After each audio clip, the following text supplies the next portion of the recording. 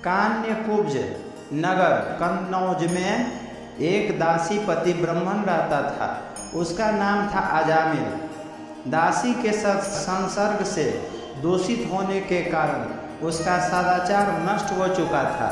वह पतित कभी बटोहियों को बांधकर उसे लूट लेता, कभी लोगों को जुए के छल से हरा देता, किसी का धन धोखाधड़ी से ले लेता तो किसी का चुरा लेता।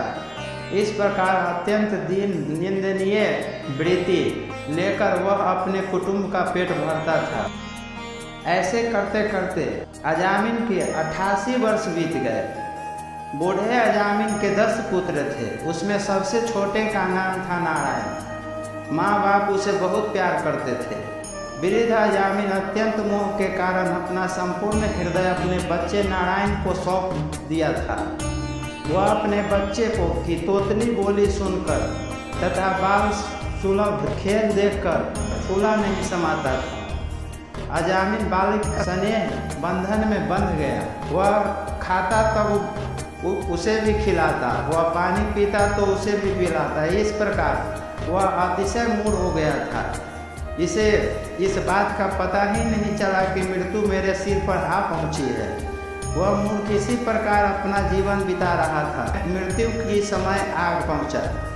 अब वह अपने पुत्र बालक नारायण के संबंध में ही सोचने विचारने लगा। इतने में ही अजामिन ने देखा कि वो उसे ले जाने के लिए अत्यंत भयावह 3 यमदूत आए। उनके हाथ में फांसी है, मुंह टेढ़े टेढ़े हैं और शरीर के रोए खड़े हुए हैं। उस समय बालक नारायण वहाँ से कुछ दूरी पर खेल रहा था। यमदूत को देखकर अजामिन अत्यंत व्याकुल हो गया और उसने बहुत ऊंचे स्वर से पुकारा, नारायण। भगवान के पार्षदों ने देखा कि यह मरते समय हमारे स्वामी नारायण का नाम ले रहा है, उनके नाम का कीर्तन कर रहा है। अतः वह बड़े वेग से झटपट वहां आ पहुँचे।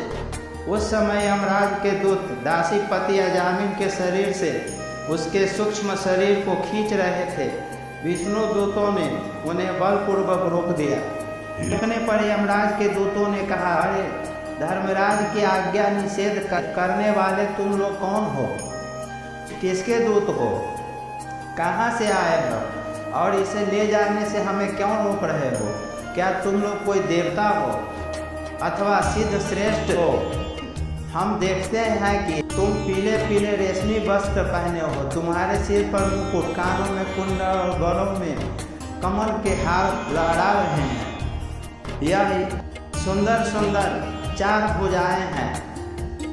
सभी के कर कमलों में धनुष, तरकस, तलवार, गदा, शंख, चक्र, कमल आदि सुशोभित हैं।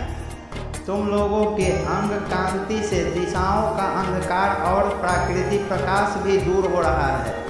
हम धर्मराज के सेवक हैं, हमें तुम लोग क्यों रोक रहे हो? भगवान के पार्षदों ने कहा, यदि तुम लोग सचमुच धर्मराज के आज्ञाकारी हो तो सुनो, हमें धर्म का लक्षण और धर्म का तत्व सुनाओ। दंड किस प्रकार दिया जाता है? दंड का पात्र कौन है? मनुष्य में सभी पापाचारी दंडनीय है अथवा उनमें से कुछ ही है? तब यमदूतों ने कहा, वेदों ने जिन कर्मों का विधान किया है वे धर्म है और जिनका निषेध किया है वे अधर्म है। वेद स्वयं भगवान के स्वरूप हैं।